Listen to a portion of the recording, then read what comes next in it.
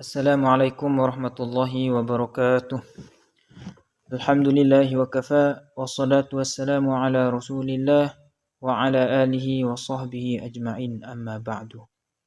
Perkenalkan, nama saya Hidayah dari Institut Agama Islam Syahid Bogor, Program Studi Manajemen Pendidikan Islam semester 6. Pada kesempatan kali ini, saya akan menjelaskan terkait perbandingan pendidikan di Indonesia dan Korea Selatan menurut teori William Brickman. Sebelum lanjut kepada pembahasan, saya akan membahas terkait mengapa studi perbandingan ini mesti dilakukan.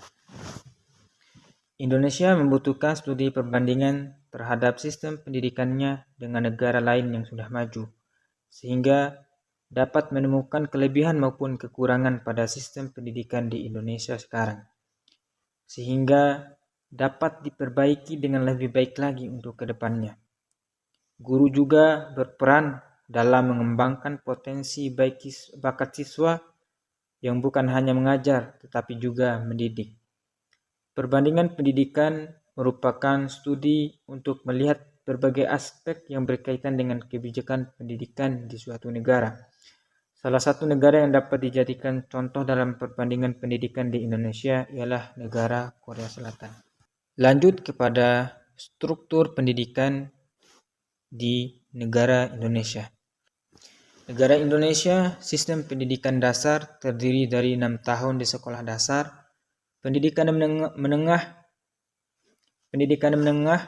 terdiri dari 3 tahun di sekolah menengah pertama dan 3 tahun di sekolah menengah atas atau sekolah menengah kejuruan. Kemudian lanjut kepada pendidikan tinggi, terdiri dari berbagai perguruan tinggi yang menawarkan program sarjana, magister, dan doktor. Sistem pendidikan di Indonesia dikelola oleh Kementerian Pendidikan dan Kebudayaan dengan fokus pada pengembangan karakter dan pengetahuan akademis. Kemudian struktur pendidikan di Korea Selatan. Mulai dari pendidikan dasar juga terdiri dari 6 tahun di sekolah dasar, kemudian pendidikan menengah terdiri dari 3 tahun di sekolah menengah pertama dan 3 tahun di sekolah menengah atas. Kemudian lanjut kepada pendidikan tinggi, umumnya berlangsung selama 4 tahun di universitas. Korea Selatan menerapkan sistem pendidikan yang sangat terstruktur dengan fokus pada disiplin, kerja keras, dan hasil akademik. Kemudian analisa latar belakang dan pandangan permasalahan kontroversial pendidikan Indonesia dan Korea Selatan.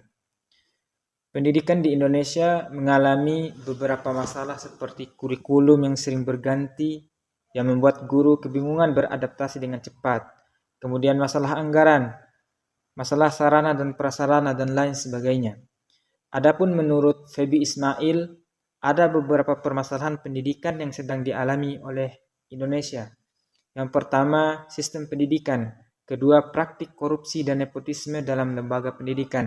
Ketiga, sistem pendidikan yang belum berorientasi pemberdayaan masyarakat.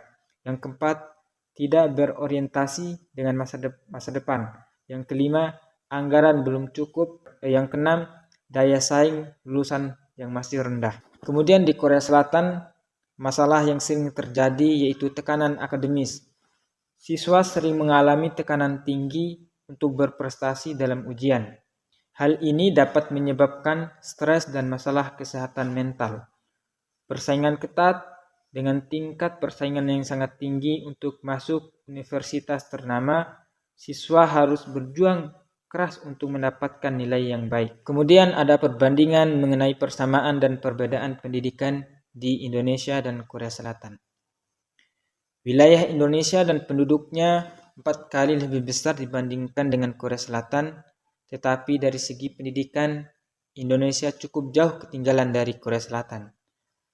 Sebagaimana dari data PISA, pada tahun 2023, Indonesia menempati posisi ke-67 dari 203 negara, sedangkan Korea Selatan menempati posisi pertama pada tahun 2024 dengan tingkat melek huruf berkisaran 97,9%.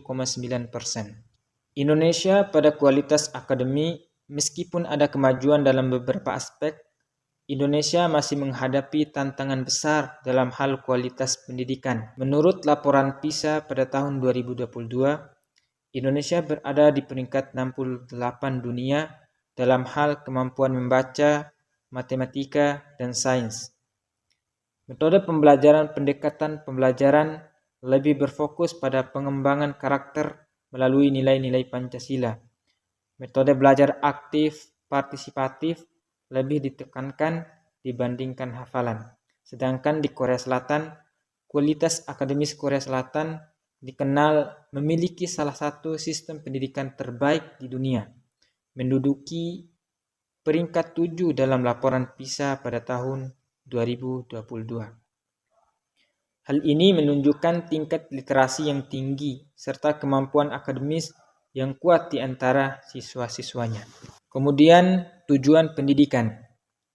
Dalam Undang-Undang Nomor 20 Tahun 2003 Pasal 3 menyatakan bahwa pendidikan Indonesia bertujuan dalam mengembangkan potensi siswa supaya dapat menjadi individu yang taat kepada Tuhan Yang Maha Esa, akhlak yang baik, sehat, berilmu, kreatif, cakap, mandiri, sehingga menjadi warga negara yang demokratis dan bertanggung jawab. Kemudian tujuan pendidikan di Korea Selatan berasal dari undang-undang ialah menjadi suatu keputusan Dewan Nasional Republik Korea Selatan pada tahun 1948, di mana tujuan pendidikannya adalah untuk menanamkan kepada setiap individu rasa identitas nasional dan penghargaan terhadap kedaulatan nasional, memperbaiki kepribadian warga negara, mengemban cita rasa persaudaraan secara universal, juga mengembangkan potensi dalam hidup secara mandiri dan berbuat untuk negara demokrasi, kemakmuran seluruh umat manusia, dan menanamkan sikap patriotisme. Kemudian jenjang pendidikan. Adapun jenjang pendidikan di Indonesia yaitu pendidikan anak usia dini selama 1 tahun, kemudian melanjutkan ke pendidikan dasar selama 6 tahun, kemudian lanjut ke jenjang sekolah menengah pertama atau SMP selama 3 tahun, dan kemudian jenjang sekolah menengah atas atau SMA. Adapun jenjang pendidikan tinggi baik diploma yang berkisaran 3 tahun, sedangkan sarjana 4 tahun. Dilanjutkan dengan sarjana strata 2, sarjana strata 3, dan profesor. Adapun jenjang pendidikan di Korea Selatan yaitu taman anak-anak atau TK secara formal, kemudian sekolah dasar selama 6 tahun, sekolah menengah pertama selama 3 tahun, kemudian sekolah tinggi menengah atas selama 3 tahun. Pendidikan tinggi di Korea Selatan berada pada kelas 13 sampai 26 untuk S1 dan pasca sarjana S2 atau S3. Pendidikan di Indonesia dan Korea Selatan memiliki kesamaan pada jenjang pendidikan selama 12 tahun, yaitu sekolah dasar selama 6 tahun, sekolah menengah pertama 3 tahun, dan sekolah menengah atas 3 tahun. Dilanjutkan dengan perguruan tinggi Korea Selatan juga selama 4 tahun. Adapun perbedaannya yaitu di Indonesia mempunyai banyak mata pelajaran, sedangkan Korea Selatan mempunyai 9 mata pelajaran. Tak hanya itu, Korea Selatan juga pada jam belajar dari jam 8 pagi sampai 4 sore dengan 5 hari per minggu. Di Indonesia, jam pembelajarannya dimulai pukul 7 pagi sampai dengan siang, walaupun masih ada sekolah yang sampai sore hari. Adapun kesimpulannya, meskipun Indonesia dan Korea Selatan memiliki struktur pendidikan yang serupa, perbedaan dalam kualitas, metode pembelajaran, dan tantangan yang dihadapi sangat mencolok. Korea Selatan menunjukkan keberhasilan luar biasa dalam pendidikan dengan sistem yang terstruktur dan fokus pada hasil akademis. Sebaliknya, Indonesia masih berjuang untuk meningkatkan akses dan kualitas pendidikan secara merata. Upaya reformasi terus dilakukan untuk mengatasi tantangan ini agar semua warga negara dapat meningkatkan pendidikan yang berkualitas. Mungkin hanya ini yang bisa saya sampaikan pada kesempatan kali ini. Lebih dan kurangnya saya mohon maaf. Wassalamualaikum warahmatullahi wabarakatuh.